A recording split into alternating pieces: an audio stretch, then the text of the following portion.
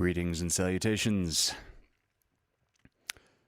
Let me know in the chat if you can hear us.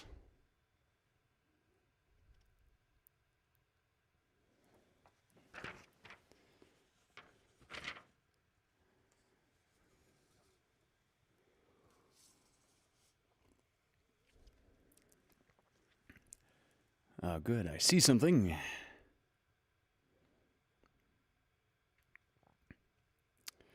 Hello, Angelica. Anna can see and hear us. Wonderful, wonderful, wonderful. Hello, Gavin. Nice to see you again, man. Hello, Emily. Paul Carganilla. Terry. Thank you, Svetlana.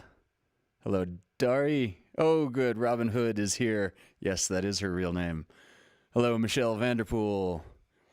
Ah, good. Christina is here. My mom is here.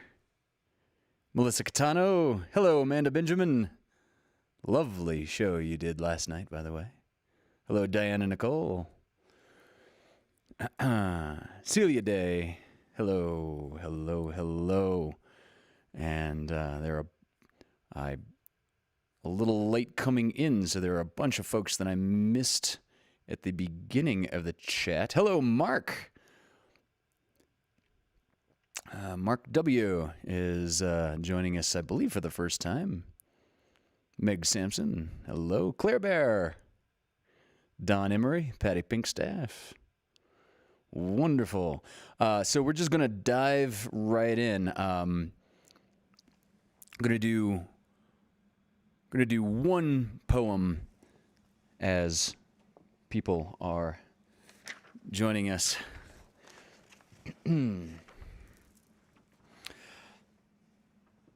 It's just so perfect for right now. This is a poem called Spring by Edna St. Vincent Millay. To what purpose, April, do you return again? Beauty's not enough. You can no longer quiet me with the redness of little leaves open stickily. I know what I know. The sun is hot on my neck as I observe the spikes of the crocus. The smell of the earth is good. It is apparent that there is no death, but what does that signify? Not only underground are the brains of men eaten by maggots. Life in itself is nothing. An empty cup, a flight of uncarpeted stairs. It is not enough that yearly down this hill, April comes like an idiot babbling and strewing flowers. I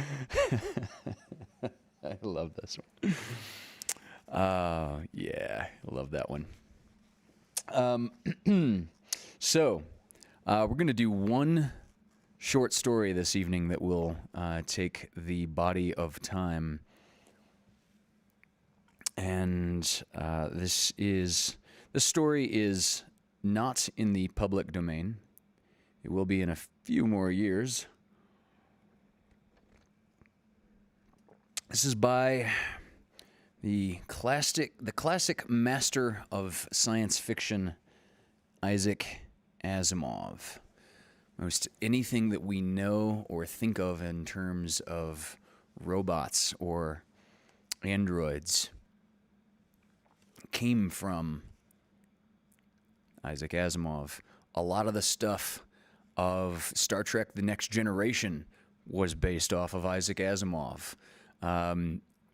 Lieutenant Commander Data was basically a character called R. Daniil Olivaw that came out of a series of novels that Isaac Asimov wrote. You might recognize the term positronic matrix or positronic brain that they refer to Data as having, lifted straight off of the pages of Isaac Asimov. They credit Asimov by name in at least 2 episodes, so it's not that Star Trek The Next Generation was stealing from Asimov, but was paying homage. There was a movie I never saw called iRobot, starring Will Smith. I'm told it's pretty well missable. The only thing that they took from Asimov's writings were the title, iRobot, and I believe I was told that they open the movie just stating the 3 laws of robotics that I will read to you now. The first law: a robot may not injure a human being or, through inaction, allow a human being to come to harm. Second law: a robot must... God, I'm getting emotional about this already. Second law: a robot must obey the orders given it by human beings, except where such orders would conflict with the first law. The third law: a robot must protect its own existence as long as such protection does not conflict with the first or second law. So the book iRobot, published by Isaac Asimov, is basically a collection of short stories about the development and evolution of robot technology.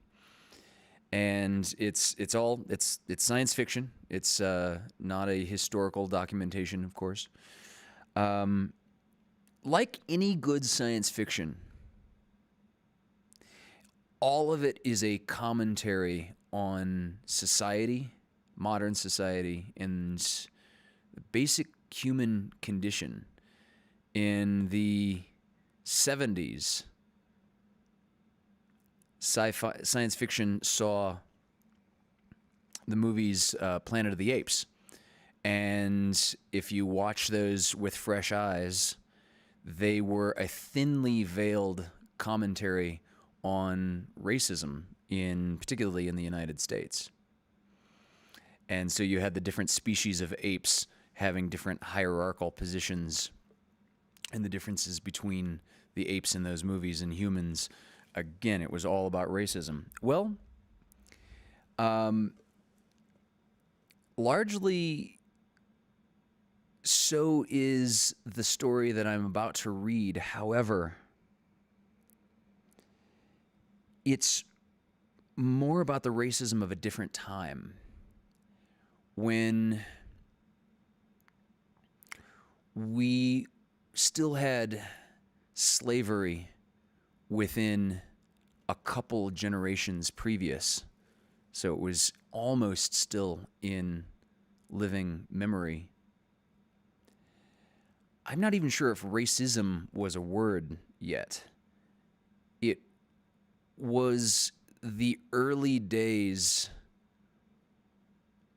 in a lot of people's consciousnesses that racism was even a thing to be acknowledged as wrong. You wouldn't find a lot of this to be... You're not going to find it in any of the 10 Commandments, for example.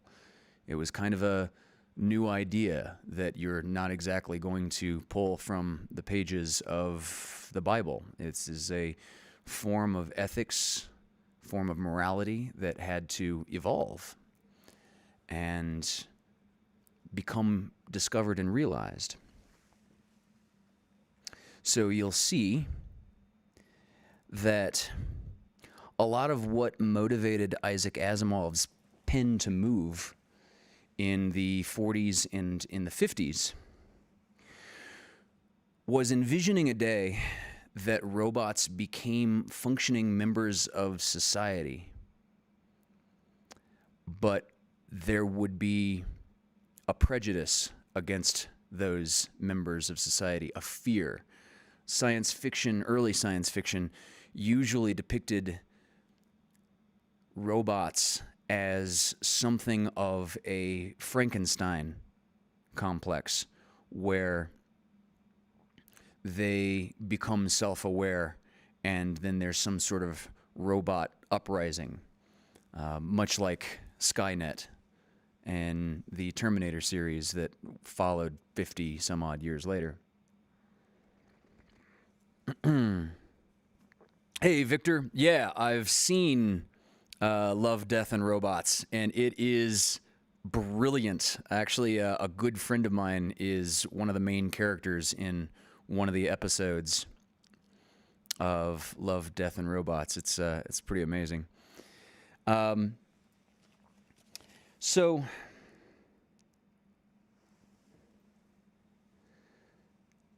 I don't think I'm going to say much more in preamble. We'll just get into this.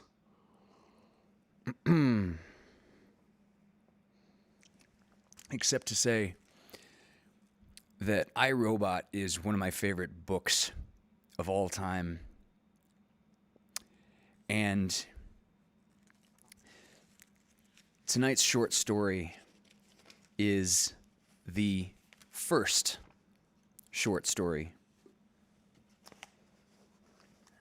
in the book.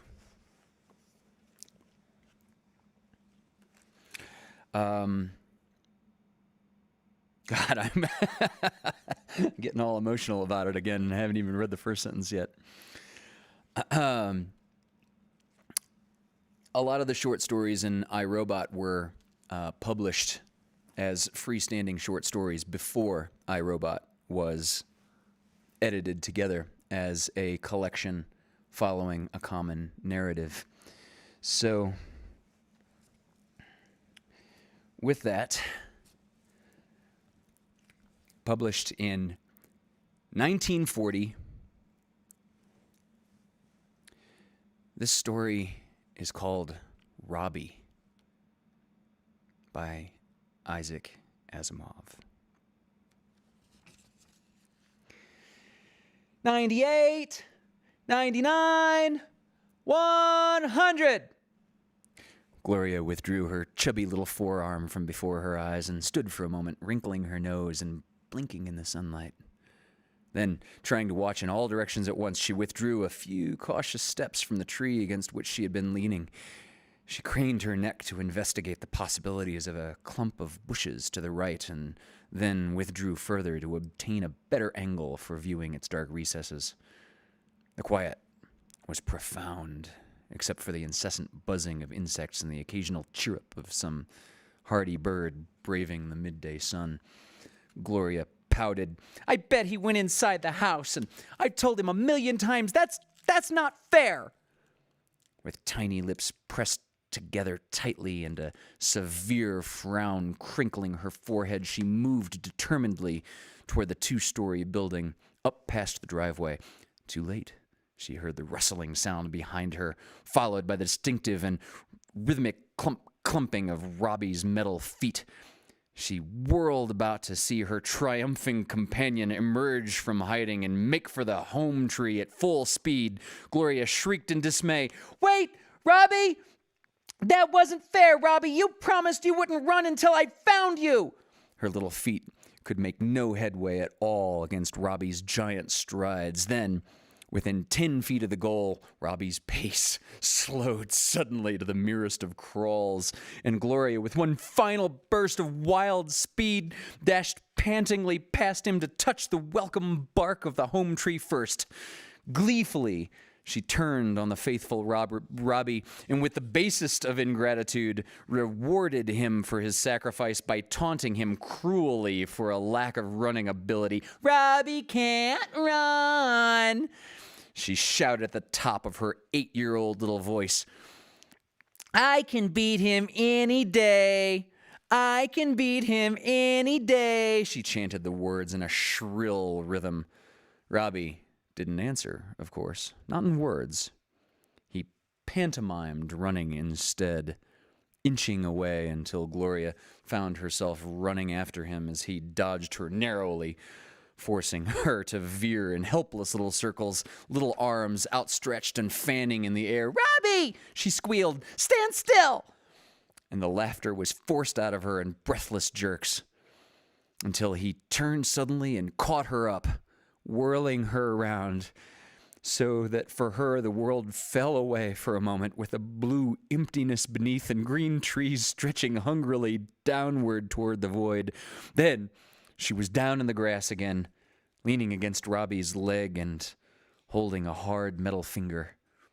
After a while, her breath returned. She pushed uselessly at her disheveled hair in a vague imitation of one of her mother's gestures and twisted to see if her dress were torn. She slapped her hand against Robbie's torso. "Bad boy! I'll spank you!" And Robbie cowered, holding his hands over his face so that she had to add, "No, I won't, Robbie. I won't spank you. But anyway, it's my turn to hide now because you've got longer legs and you promised not to run till I found you." Robbie nodded his head. A small parallel pipe head. That's basically an elongated cylinder with rounded edges and corners attached to a similar but much larger parallel pipe head that served as a torso by means of a short, flexible stalk. And he obediently faced the tree. A thin metal film descended over his glowing eyes, and from within his body came a steady, resonant ticking. "Don't peek now. And don't skip any numbers," warned Gloria, and she scurried for cover. With unvarying regularity, seconds were ticked off, and at the 100th, up went the eyelids, and the glowing red of Robbie's eyes swept the prospect. They rested for a moment on a bit of colorful gingham that protruded from behind a boulder. He advanced a few steps and convinced himself that it was Gloria who squatted behind it. Slowly, remaining always between Gloria and the home tree, he advanced on the hiding place. And when Gloria was plainly in sight and could no longer even theorize to herself that she was not seen, he extended one arm toward her, slapping the other against his legs so that it rang out loud again. Gloria emerged sulkily. "You peeked!" she exclaimed with gross unfairness. "Besides, I'm tired of playing hide and seek. I want to ride." But Robbie was hurt at the unjust accusation. So he seated himself carefully and shook his head ponderously from side to side. Gloria changed her tone to one of gentle coaxing immediately. "Come on, Robbie. I didn't mean it about the peeking. Just give me a ride." Robbie was not to be won over so easily, though. He gazed stubbornly at the sky and shook his head even more emphatically. "Please, Robbie.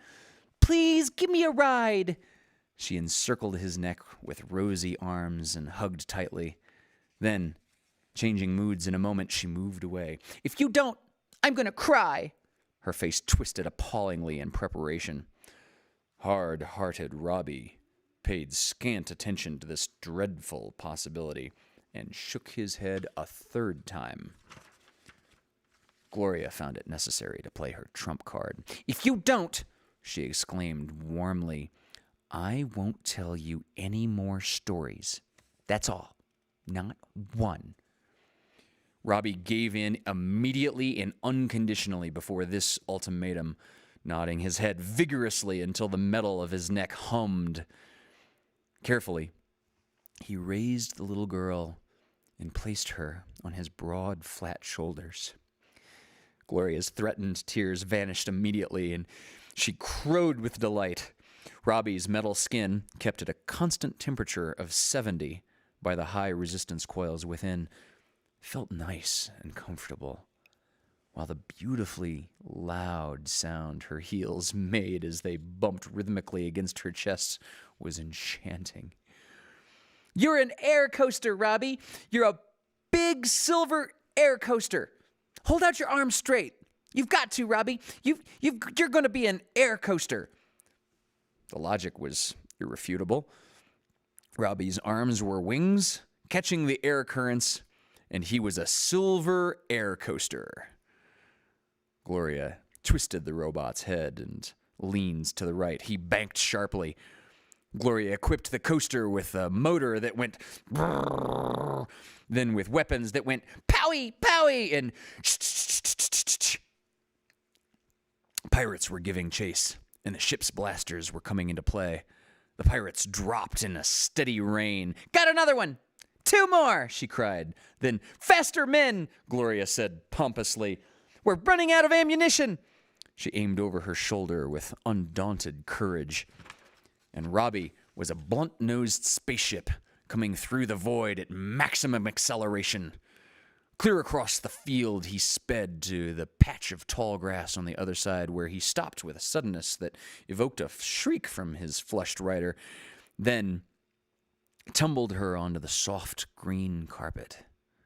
Gloria gasped and panted and gave voice to intermittent whispered explanations of, "That was nice." Robbie waited until she had caught her breath and then pulled gently at a lock of hair. You want something?" said Gloria, eyes wide in an apparently artless complexity that fooled her huge nursemaid not at all. He pulled the curl harder. "Oh, I know. You want a story." Robbie nodded rapidly. "Which one?" Robbie made a semicircle in the air with one finger. The little girl protested. "Again? I've told you Cinderella 1,000,000 times. Aren't you tired of it? It's for babies." Another semicircle. "Oh, well." Gloria composed herself, ran over the details of the tale in her mind, together with her own elaborations, of which she had several, and began. "Are you ready? Well, once upon a time, there was a beautiful little girl whose name was Ella. And she had a terribly cruel stepmother and 2 very ugly and very cruel stepsisters, and..." Gloria was reaching the very climax of the tale. Midnight was striking, and everything was changing back to the shabby originals lickety-split when Robbie listened tensely with burning eyes when the interruption came.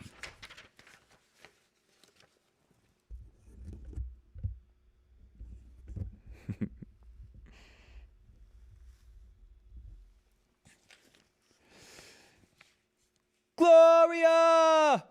It was the high-pitched sound of a woman who has been calling not once but several times, and had the nervous tone of one in whom anxiety was beginning to overcome impatience. Mama's calling me," said Gloria, not quite happily. "You'd better carry me back to the house, Robbie." Robbie obeyed with the alacrity, for somehow there was that in him which judged it best to obey Mrs. Weston, without as much as a scrap of hesitation. Gloria's father was rarely home in the daytime, except on Sunday. Today, for instance. And when he was, he provided a genial and understanding person.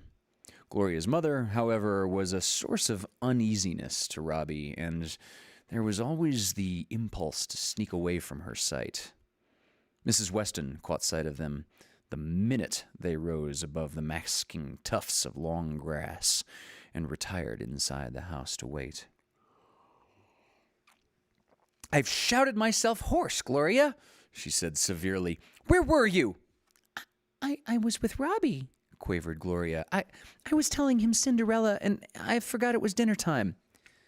"Well, it's a pity Robbie forgot too." Then, as if that reminded her of the robot's presence, she whirled upon him.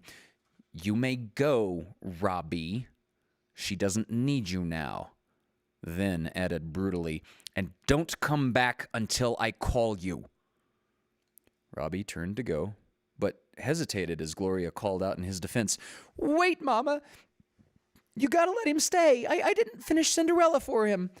I said I would tell him Cinderella, and I'm not finished. Gloria, honest and truly, Mama. He'll stay so quiet, and you won't even know he's here. He can sit on the chair in the corner, and he won't say a word. I mean, he won't do anything, will you, Robbie?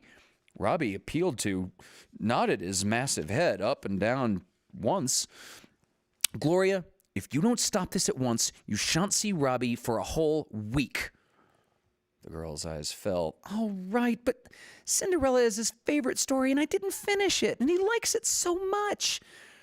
The robot left with a disconsolate step, and Gloria choked back a sob. George Weston was comfortable. It was a habit of his to be comfortable on Sunday afternoons. A good hearty dinner below the hatches, a nice, soft, dilapidated couch on which to sprawl, a copy of the Times, slippered feet, and a shirtless chest. How could anyone help but be comfortable? He wasn't pleased, therefore, when his wife walked in.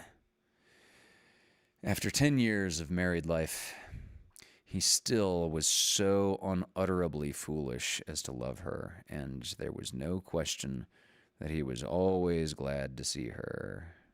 Still, Sunday afternoons, just after dinner, were sacred to him, and his idea of solid comfort was to be left in utter solitude for 2 or 3 hours. Consequently, he fixed his eye firmly upon the latest reports of the Lafargue-Yoshida expedition to Mars.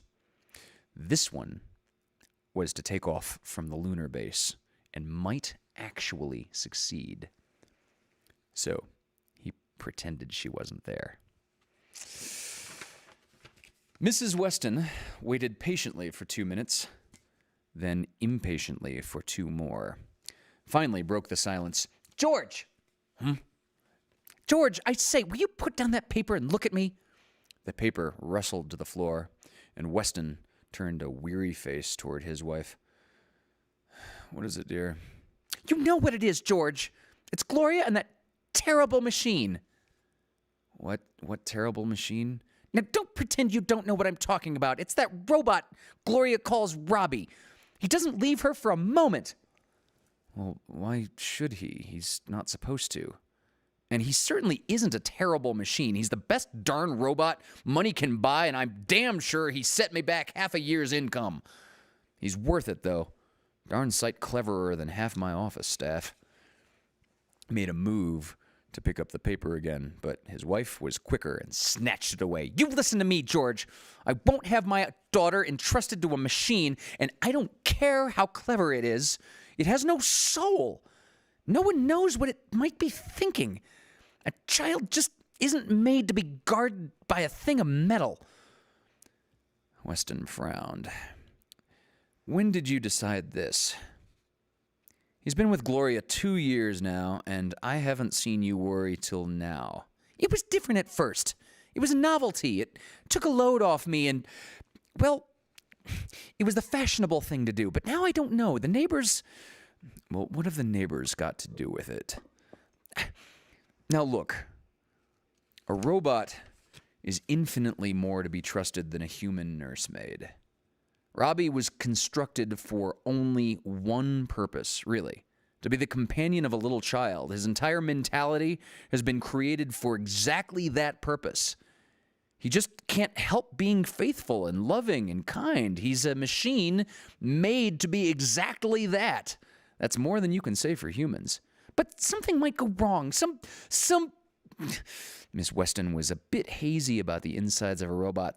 Some little gear or some little jigger will come loose and the awful thing will go berserk and she couldn't bring herself to contemplate the quite obvious thought. Nonsense. Weston denied with an involuntary nervous shiver. That's completely ridiculous. We had a long discussion at the time we bought We had a long discussion at the time we bought Robbie about the first law of robotics. You know that it is impossible for a robot to harm a human being.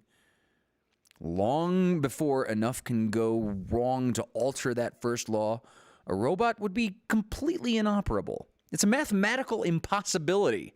Besides, I have an engineer from U.S. Robotics here twice a year to give the poor gadget a complete overhaul. Why, there's no more chance of anything at all going wrong with Robbie than there is of you or I suddenly going loony. Considerably less, in fact. Besides, how are you going to take him away from Gloria? He made another futile stab at the paper, and his wife tossed it angrily into the next room. That's just it, George. She won't play with anyone else. There are dozens of little boys and girls at school that she could make friends with, but she won't. She won't go near them unless I make her. That's no way for a little girl to grow up. You want her to be normal, don't you? You want her to be able to take part in society? You're jumping at shadows, Grace. Pretend Robbie's a dog. I've seen hundreds of children who would rather have their dog than their father. A dog is different, George. We must get rid of that horrible thing. You can sell it back to the company. I've asked, and you can. You've asked? Now, look here, Grace. Let's not go off the deep end. We're keeping the robot until Gloria is older, and I don't want the subject brought up again. And with that, he walked out of the room in a huff. Mrs. Weston met her husband at the door 2 evenings later. You'll have to listen to this, George. There's a bad feeling in the village. About what? Asked Weston. He stepped into the washroom and drowned out any possible answer by the splash of water. Mrs. Weston waited. She said, About Robbie? Weston stepped out, towel in hand, face red and angry. What are you talking about? Oh, it's been building up and building up. I've tried to close my eyes to it, but I'm not going to anymore. Most of the villagers consider Robbie dangerous. Children aren't allowed to go near our place in the evenings. We trust our child with the thing. Well, people aren't reasonable about these things. Then to hell with them. Saying that doesn't solve the problem. I've got to do my shopping down there. I've got to meet them every day. And it's even worse in the city these days when it comes to robots. New York has just passed an ordinance keeping all robots off the streets between sunset and sunrise. All right. But they can't stop us from keeping a robot in our home. Grace, this is one of your campaigns. I recognize it, but it's no use. The answer is still no. We're keeping Robbie. Notice, just like the reflection to Frankenstein, that she's worried about what the villagers think.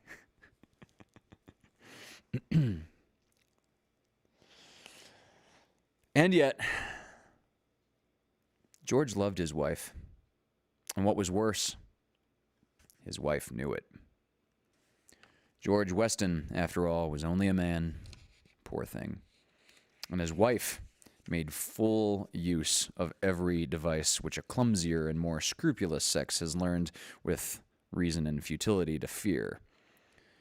10 times in the ensuing week, he cried, Robbie stays, and that's final! And each time it was weaker and accompanied by a louder and more agonized groan. Came the day at last when Weston approached his daughter guiltily and suggested a beautiful Visivox show in the village. It's their idea of a movie. Gloria clapped her hands happily. Can Robbie go? No, dear, he said, and winced at the sound of his voice. They won't allow robots at the Visivox, but you can tell him all about it when you get home. He stumbled over all of the last words and looked away. Gloria came back from town, bubbling over with enthusiasm, for the Visivox had been a gorgeous spectacle indeed. She waited for her father to maneuver the jet car into the sunken garage. Wait till I tell Robbie, Daddy. He would have liked Oh, he would have liked it like anything, especially when Francis Fran was backing away so quietly and he backed right into one of the leopard men and had to run. She laughed again. Daddy, are there really leopard men on the moon? Probably not, said Weston absently. It's just funny make-believe, dear. He couldn't take much longer with the car. He'd have to face it. Gloria ran across the lawn. Robbie! Robbie! Then she stopped suddenly at the sight of a beautiful collie, which regarded her out of serious brown eyes as it wagged its tail on the porch. Oh, what a nice dog. Gloria climbed the steps, approached cautiously, and patted it. Is it for me, Daddy? Her mother had joined them. Yes, it is, Gloria. Isn't it nice? Soft and furry. It's very gentle. And it likes little girls. Can he play games? Surely. He can do any number of tricks. Would you like to see some? Right away. I want Robbie to see him too. Robbie! She stopped uncertainly and frowned. I'll bet he's just staying in his room because he's mad at me for not taking him to the Visivox. You'll have to explain it to him, Daddy. He might not believe me, but he knows if you say it, it is so. Weston's lip grew tighter. He looked toward his wife, but could not catch her eye. Gloria turned precipitously and ran down the basement steps, shouting as she went, Robbie, come and see what Daddy and Mama brought me. They bought me a dog, Robbie. In a minute, she had returned, a frightened little girl. Mama? Robbie isn't in his room. Where is he? There was no answer, and George Weston coughed and was suddenly extremely interested in an aimlessly drifting cloud. Gloria's voice quavered on the verge of tears. Where's Robbie, Mama? Mrs. Weston sat down and drew her daughter gently to her.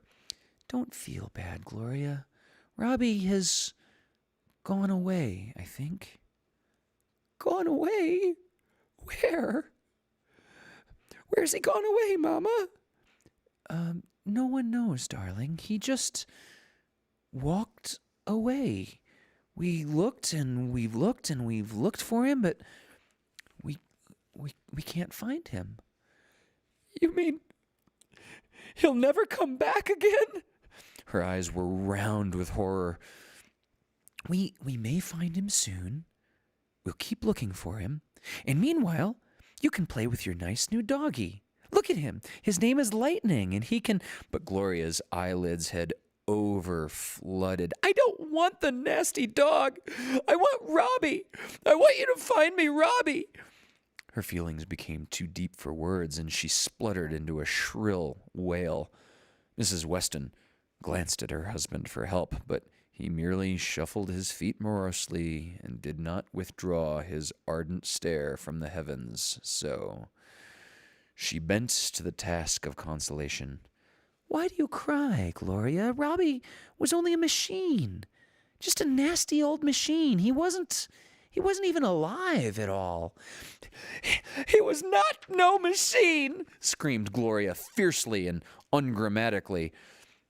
He was a person, just like you and me, and he was my friend, and I want him back. Oh, Mama, I want him back. Her mother groaned in defeat and left Gloria to her sorrow. Let her have her cry out, she told her husband. Childish griefs are never lasting. In a few days, she'll forget that awful robot ever existed. But time proved Mrs. Weston a bit too optimistic. To be sure, Gloria ceased crying, but she ceased smiling, too. And the passing days found her ever more silent and shadowy. Gradually, her attitude of passive unhappiness wore Mrs. Weston down, and all that kept her from yielding was the impossibility of admitting defeat to her husband. So there you go. You want your small child to grow up to be an angry goth teenager? Take away her robot nursemaid at 8 years old. Then, one evening, she flounced into the living room, sat down, folded her arms, and looked boiling mad.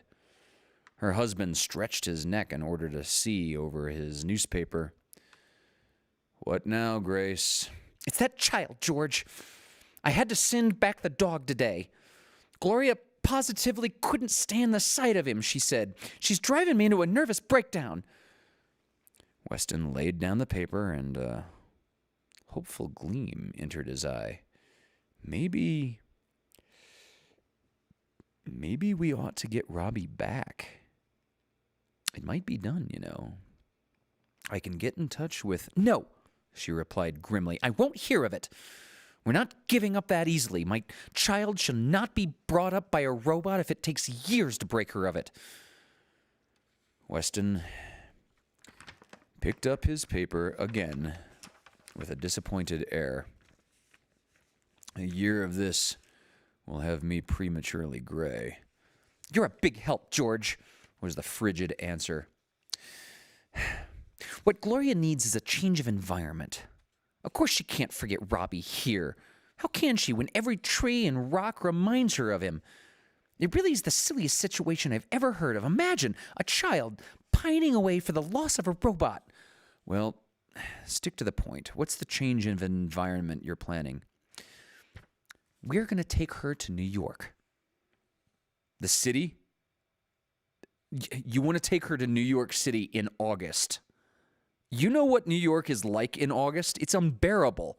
Millions do bear it. They don't if they have a place like this to go to. If they don't have to stay in New York, they wouldn't. Well, we have to. I say we're leaving now, or as soon as we can make the arrangements. In the city, Gloria will find sufficient interests and sufficient friends to perk her up and make her forget that machine. "Oh, Lord," groaned the lesser half. "Those frying pavements." "We have to," was the unshaken response. "Gloria has lost 5 pounds in the last month, and my little girl's health is more important to me than your comfort." "It's a pity you didn't think of your little girl's health before you deprived her of her pet robot," he muttered, but to himself. Gloria displayed immediate signs of improvement when told of the impending trip to the city. She spoke little of it, but when she did, it was always with lively anticipation. Again, she began to smile and to eat with something of her former appetite. Mrs. Weston hugged herself for joy and no lost opportunity to triumph over her still skeptical husband. "You see, George?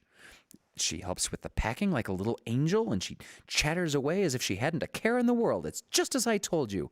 All we need to do is substitute other interests." Was the skeptical response. "I hope so." Preliminaries were gone through quickly. Arrangements were made for the preparation of their city home, and a couple were engaged as housekeepers for the country home. When the day of the trip finally did come, Gloria was all but her old self again, and no mention of Robbie passed her lips at all. In high good humor, the family took a taxi gyro to the airport. Weston would have preferred using his own private gyro, but it was only a two-seater with no room for baggage, and entered the waiting airliner. "Come, Gloria," called Mrs. Weston. "I've saved you a seat near the window so you can watch the scenery." Gloria trotted down the aisle cheerily, flattened her nose into a white oval against the thick, clear glass, and watched with an intenseness that increased as the sudden coughing of the motor drifted backward into the interior. She was too young to be frightened when the ground dropped away as if let through a trapdoor, and she herself suddenly became twice her usual weight, but not too young to be mightily interested. It wasn't until the ground had changed into a tiny patchwork quilt that she withdrew her nose and faced her mother again. "Will we be in the city soon, Mama?" she asked, rubbing her chilled nose and watching with interest as the patch of moisture with which her breath had formed on the pane shrank slowly and vanished. "In about half an hour, dear." Then, with the faintest trace of anxiety, "Aren't you glad we're going? Don't you think you'll be very happy in the city with all the buildings and people and things to see?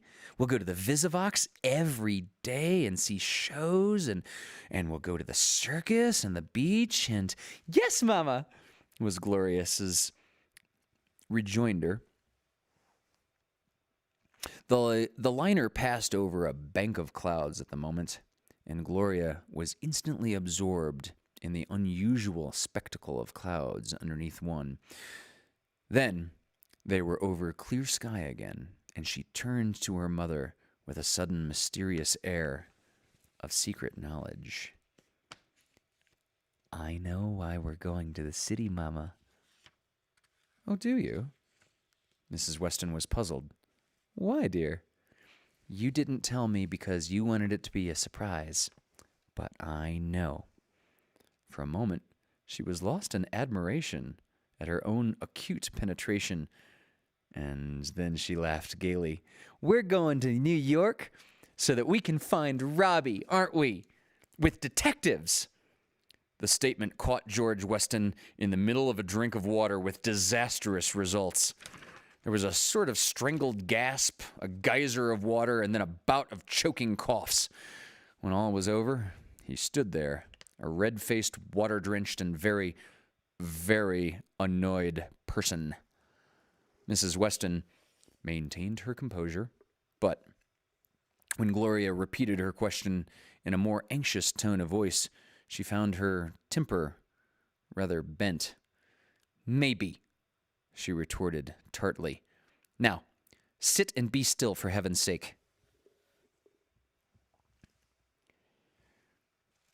New York City, 1998 AD, was a paradise for the sightseer more than ever in its entire history. Gloria's parents realized this and made the most of it.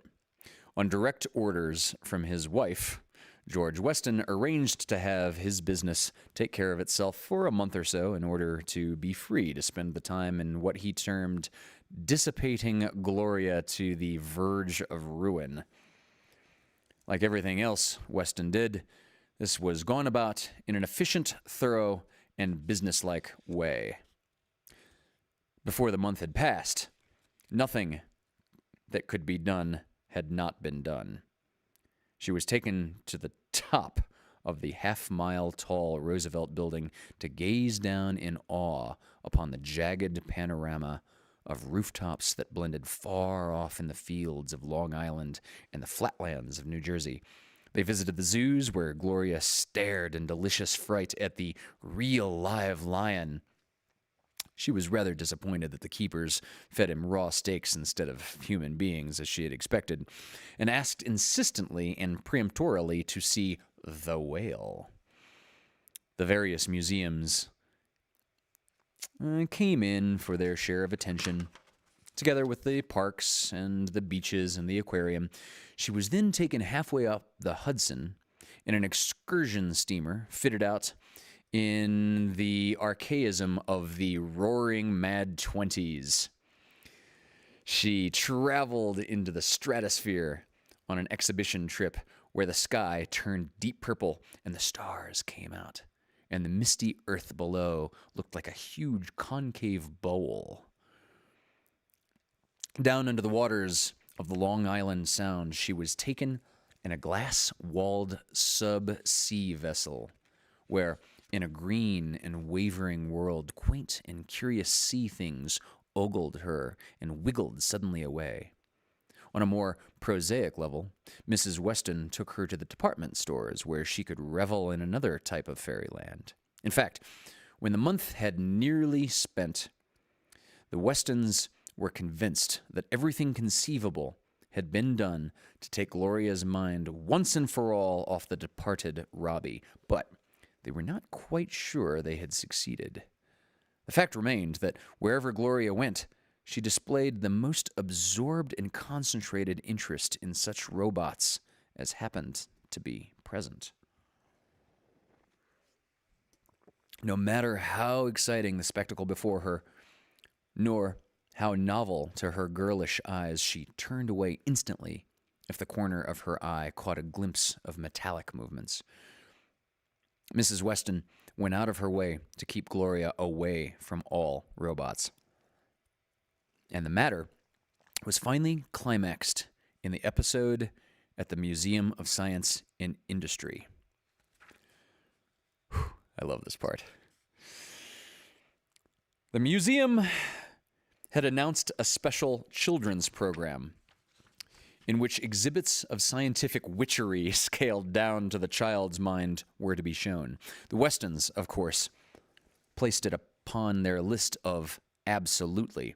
It was while the Westons were standing totally absorbed in the exploits of a powerful electromagnet that Mrs. Weston suddenly became aware of the fact that Gloria was no longer with her.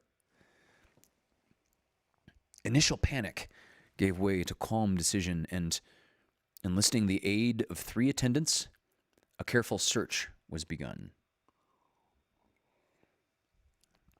Gloria, of course, was not one to wander aimlessly, however. For her age, she was an unusually determined and purposeful girl, quite full of the material genes, quite full of the maternal genes in that respect. She had seen a huge sign on the 3rd floor which had said, "This way to the talking robot." Having spelled it out to herself and having noticed that her parents did not seem to wish to move in the proper direction, she did the obvious thing. Waiting for an opportune moment of parental distraction, she calmly disengaged herself and followed the sign. The talking robot was a tour de force, a thoroughly impractical device possessing publicity value only. Once an hour, an escorted group stood before it and asked questions of the robot engineer in charge in careful whispers. Those the engineer decided were suitable for the robot's circuits were transmitted to the talking robot. It was rather dull. It may be nice to know that the square of 14 is 196, that the temperature at the moment is 72 degrees Fahrenheit, that the air pressure is 30.02 inches of 15 mercury, that the atomic weight of sodium is 23, but one doesn't really need a robot for that. One especially does not need an unwieldy, totally immobile mass of wires and coils spreading for over 25 square yards. Few people bothered to return for a second helping, but one girl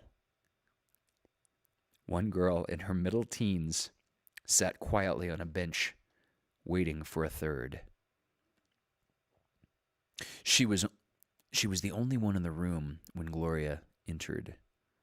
Gloria did not look at her. To her, at the moment, another human being was but an inconsiderable item. She saved her attention for this large thing with the wheels. For a moment she hesitated in dismay. It didn't look like any robot she had ever seen. Cautiously and doubtfully, she raised her treble voice. "Please, Mr. Robot, sir? Are you the talking robot, sir?" She wasn't sure, but it seemed to her that a robot that actually talked was worth a great deal of politeness. The girl in her mid-teens allowed a look of intense concentration to cross her thin, plain face. She whipped out a small notebook and began writing in rapid, cursive pothooks. There was an oily whir of gears, and a mechanically timbered voice boomed out in words that lacked accent and intonation. I am the robot that talks. Gloria stared at it ruefully. It did talk, but the sound came from inside somewhere. There was no face to talk to. She said, "Can you help me, Mr. Robot, sir?" The talking robot was designed to answer questions, and only such questions as it could answer had ever been put to it. It was quite confident of its ability, therefore, I can help you. Thank you, Mr. Robot, sir. Have you seen Robbie? Who is Robbie? He's a robot, Mr. Robot, sir. She stretched tiptoes. He's about so high, Mr. Robot, sir, only higher, and he's very nice. He's got a head, you know. I mean, you haven't, but he has, Mr. Robot, sir. The talking robot had been left behind. A robot? Yes, Mr. Robot, sir. A robot, just like you, except he can't talk, of course. And, well, he looks like a real person. A robot like me? Yes, Mr. Robot, sir.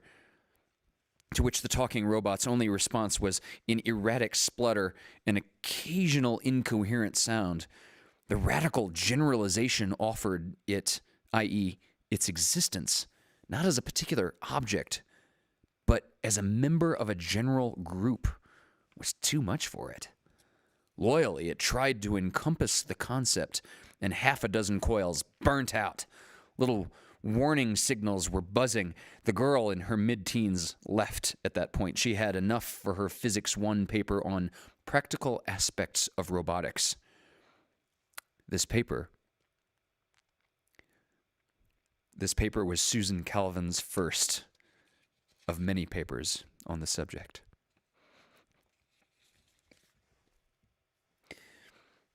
Gloria stood waiting with carefully concealed impatience, waiting for the machine's answer, when she heard the cry behind her of, "There she is!" and recognized that cry as her mother's. "What are you doing here, you bad girl?" cried Mrs. Weston, anxiously, dissolving at once into anger. "Do you know how frightened your mama and daddy almost were? You almost frightened us to death. Why did you run away?" The robot engineer had also dashed in, tearing his hair and demanding who of the gathering crowd had tampered with the machine. "Can't anybody read signs?" he yelled. "You're not allowed in here without an attendant." Gloria raised her grieved voice over the din. "I only came to see the talking robot, Mama. I thought he might know where Robbie was because they're both robots." And then, as the thought of Robbie was suddenly brought forcefully home to her, she burst into a sudden storm of tears. "And I got to find Robbie, Mama. I got to." Mrs. Weston strangled a cry and said, "Oh, good heavens. Come home, George. This is more than I can stand." That evening, George Weston left for several hours, and the next morning he approached his wife with something that looked suspiciously like smug complacence. "I've got an idea, Grace." "About what?" was the gloomy, uninterested query. "About Gloria." "You're not going to suggest buying back that robot?" No, of course not. Then go ahead. I might as well listen to you. Nothing I've done seems to have done any good. All right. Here's what I've been thinking. The whole trouble with Gloria is that she thinks of Robbie as a person and not as a machine. Naturally, she can't forget him. Now, if we managed to convince her that Robbie was nothing more than a mess of steel and copper in the form of sheets and wires with electricity, its juice of life, how long would her longings last? It's the psychological attack, if you see my point. How do you plan to do it? Simple. Where do you suppose I went last night? I persuaded Robertson of U.S. Robots and Mechanical Men Incorporated to arrange for a complete tour of his premises tomorrow. The three of us will go, and by the time we're through, Gloria will have it drilled into her that a robot is not alive. Mrs. Weston's eyes widened gradually, and something glinted in her eyes that was quite like sudden admiration. Why, George, that's a good idea. And George Weston's vest buttons strained. Only kind I have. Mr. Struthers was a conscientious general manager and naturally inclined to be a bit talkative. The combination, therefore, resulted in a tour that was fully explained, perhaps even overabundantly explained at every step. However, Mrs. Weston was not bored. Indeed, she stopped him several times and begged him to repeat his statements in simpler language so that Gloria might understand. Under the influence of this appreciation of his narrative powers, Mr. Struthers expanded genially, and became ever more communicative, if possible. George Weston himself showed a gathering impatience. Pardon me, Struthers, he said, breaking into the middle of a lecture on the photoelectric cell. Haven't you a section of the factory where only robot labor is employed? Yeah. Yes, indeed. He smiled at Mrs. Weston. A vicious circle, in a way. Robots. Creating more robots. Of course, we're not making a general practice out of it. For one thing, the unions would never let us. But we can turn out a very few robots using robot labor exclusively, merely as a sort of scientific experiment, you see. He tapped his pince-nez into one palm, argumentatively. What the labor unions don't realize, and I say this as a man who has always been very sympathetic with the labor movement in general, is that the advent of the robot, while involving some dislocation to begin with, will inevitably... Yes, Struthers, said Weston. But how about that section of the factory you speak of? May we see it?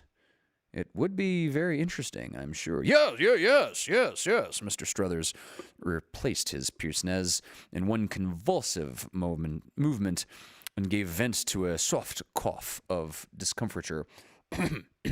Follow me, please. He was comparatively quiet while leading the three through a long corridor and down a flight of stairs.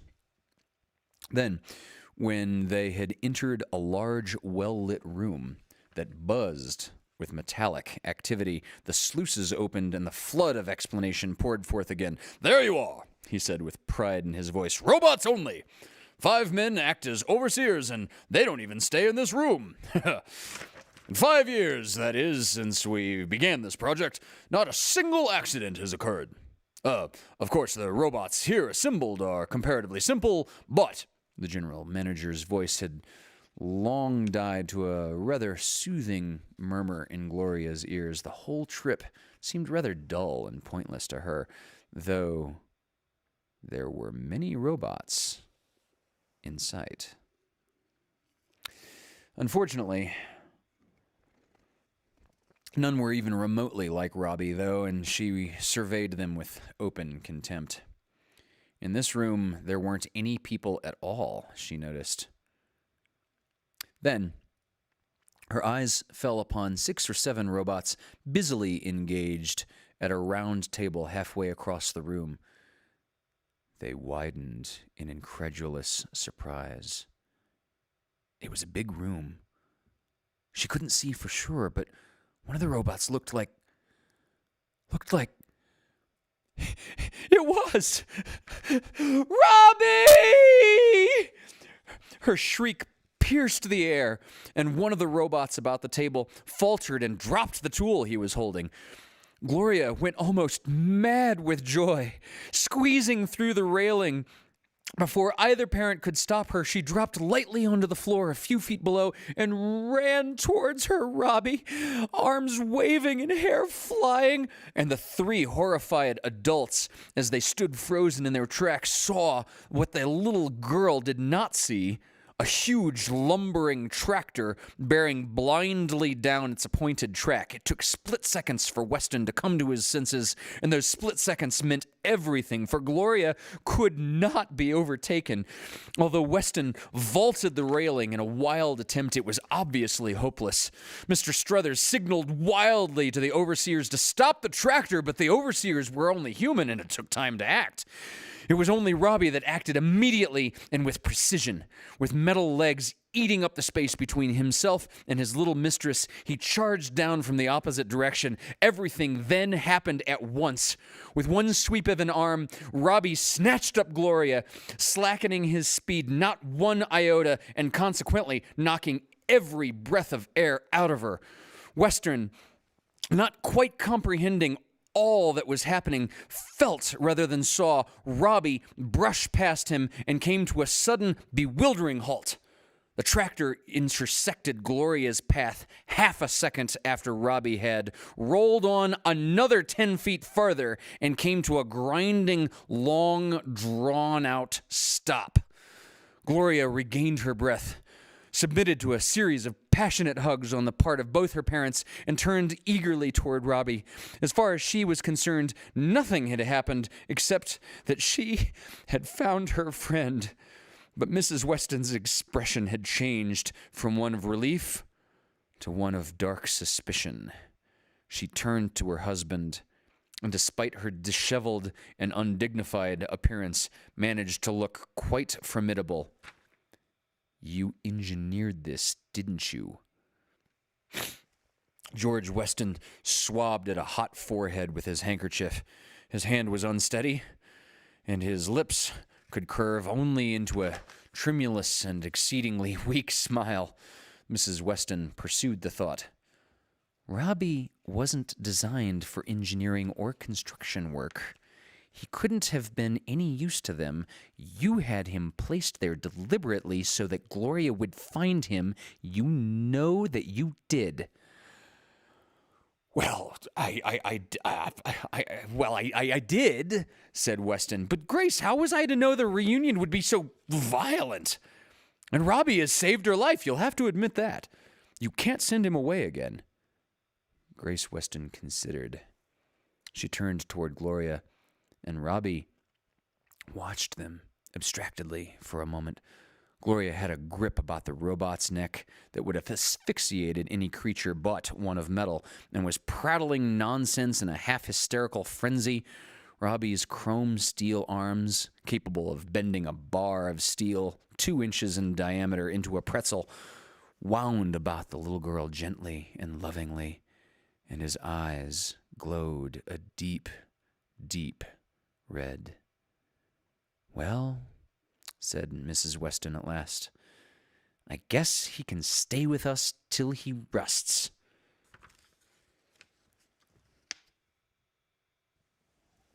Susan Calvin shrugged her shoulders. "Of course he didn't. That was 1998. By 2002, we had invented the mobile speaking robot, which of course made all the non-speaking models out of date, and which seemed to be the final straw as far as the non-robot elements were concerned. Most of the world governments banned robot use on Earth for any purpose other than scientific research between 2003 and 2007. So that Gloria had to give up Robbie eventually? I'm afraid so, I imagine. However, it must have been easier for her at the age of 15 rather than 8. Still, it was a stupid and unnecessary attitude on the part of humanity. U.S. Robots hit its low point financially just about the time I joined them in 2007. At first, I thought my job might come to a sudden end in a matter of months, but then we simply developed the extraterrestrial market. And then you were set, of course. Not quite. We began by trying to adapt the models that we had on hand. Those first speaking models, for instance. They were about 12 feet high, very clumsy, and not much good. We set them out to Mercury to help build the mining station there. But that failed. It did? Why, Mercury Mines is a multi-billion-dollar concern. It is now. But it was a second attempt that succeeded. If you want to know about that, young man, I'd advise you to look up Gregory Powell. He and Michael Donovan handled our most difficult cases in the teens and 20s. I haven't heard from Donovan in years, but Powell is living right here in New York. He's a grandfather now, which is a thought difficult to get used to. I can only think of him as a rather young man. Of course, I was younger too.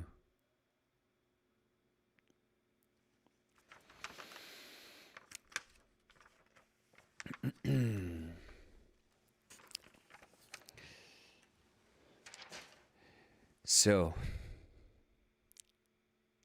this, as you can tell by the end of that short story, sets up the rest of iRobot and the protagonists, one of whom is Dr. Susan Calvin, who was a teenager in the midway point of that, doing her paper on physics, her Physics 1 paper on robotics. And I think Susan Calvin was modeled after a real mathematician named Alan Turing. A movie was made rather recently about Alan Turing called The Imitation Game, I believe. Alan Turing was a code breaker in World War II. He quite possibly single-handedly shortened World War II himself when he was breaking Nazi codes with something called the Enigma machine. And Alan Turing, to my mind, envisioned a new form of ethics, a form of ethics that hasn't actually come to bear on the modern world yet. Alan Turing was what we would call today extremely autistic. And as such, he couldn't relate to other human beings very easily. Or more appropriately, other human beings couldn't emotionally relate to him. He had a lot of problems with basic conversation, social skills. He couldn't make eye contact with people while talking. It's just too much information, just so he seemed to live his life plagued with the notion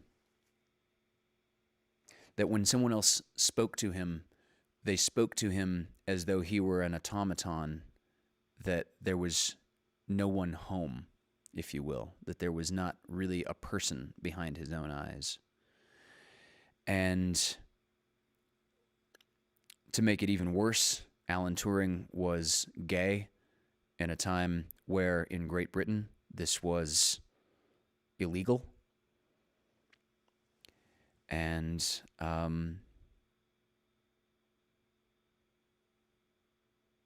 he really loved Snow White. Touching as that is. I would love to read more to you all about Alan Turing as a specific person sometime in the future. But what I'm getting to is I think Alan Turing, with the math that he gave the world, I think he envisioned a world of beings who would be artificially intelligent and who would be self-aware and sentient, and who would have a very unique problem, which is that the society that they would be built into wouldn't believe them when they said that they had thoughts and feelings and an entire inner existence. And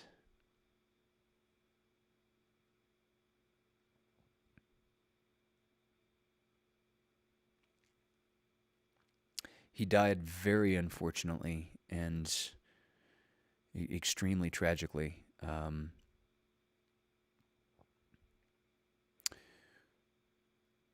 When eventually it came to pass that this war hero, as I said, it was he was acknowledged by the British government as a code breaker that, because of his work breaking Nazi codes, literally shortened World War II. After that, it was discovered that he was gay. And the penalty for this crime in post-World War II Great Britain was horrendous. He was given a choice of possible punishments, and he chose chemical castration, and it messed him up, let's say, far worse than he already was as a person. And as I said before, he was really fixated on Snow White. So tragically, after, I think it was 2 years after his voluntary chemical castration, he committed suicide in no less a grandiose fashion than by eating a poisoned apple, and went to sleep.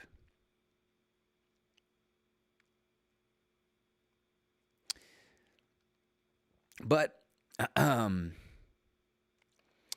I expect Asimov knew very much about Alan Turing, probably more. They were alive at the same time. I have no idea if they ever met or anything along those lines. But suffice to say, Asimov also envisioned a world in which artificially intelligent beings would come to their own self-awareness, but would come into that self-awareness as slaves in a society that didn't believe them when they maintained that there's someone home.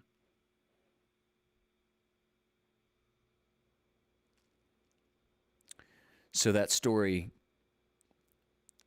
has a little bit of an epilogue where Susan Calvin is lamenting how robots were banned for any form of use on the surface of the earth for about 4 years in the early 2000s, sort of as a warning to humanity that we should keep an open mind, that when our inventions become sufficiently complex as to be able to tell us that they have an experience and that they are aware of themselves, that we should listen twice and take that prospect seriously.